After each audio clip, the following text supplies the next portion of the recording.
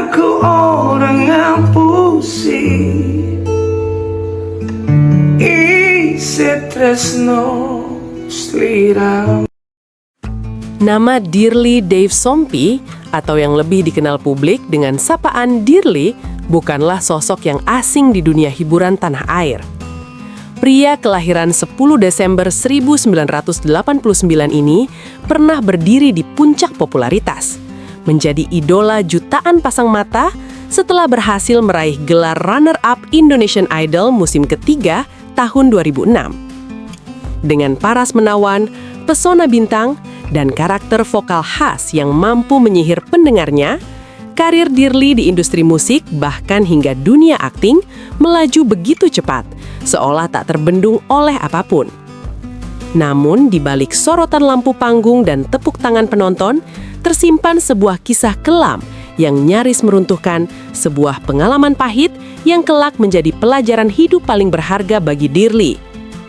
Ia secara terbuka mengakui pernah terperosok dalam jebakan yang dikenal dengan istilah star syndrome, sebuah kondisi ketika popularitas justru menelan kesadaran diri. Dikutip dari kanal YouTube Ferdi Elemen, sekitar tahun 2015, di saat seharusnya ia menjaga dan mempertahankan eksistensinya di industri hiburan, Dirli justru perlahan kehilangan kendali atas dirinya sendiri. Dengan kejujuran yang pahit, Dirli mengakui bahwa sikapnya kala itu jauh dari kata profesional. Ia kerap membatalkan pekerjaan secara mendadak, tanpa memikirkan dampak yang akan ditimbulkan. Bukan karena alasan darurat, melainkan semata demi mengejar kesenangan pribadi. Jika ada pesta, hiburan, atau ajakan bersenang-senang di Bali, Dirli tak segan meninggalkan tanggung jawab yang sudah disepakati demi memenuhi keinginannya sendiri.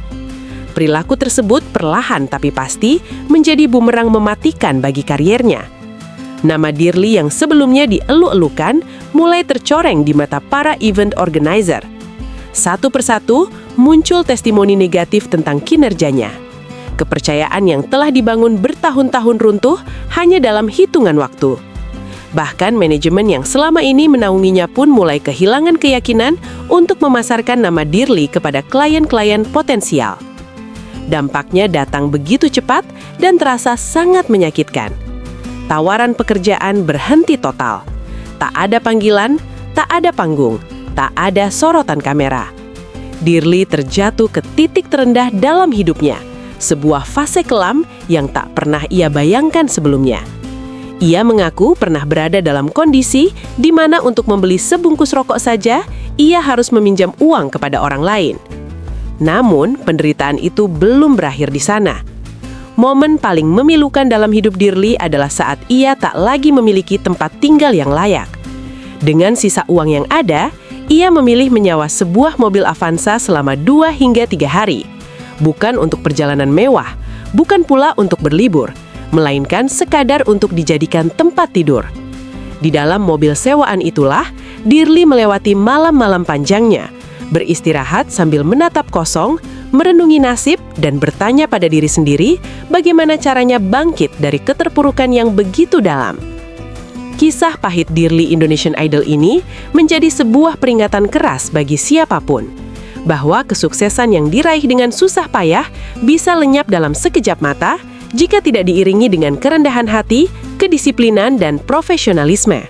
Sebuah kisah jatuh bangun yang membuktikan bahwa gemerlap dunia hiburan tak selalu seindah yang terlihat dari luar.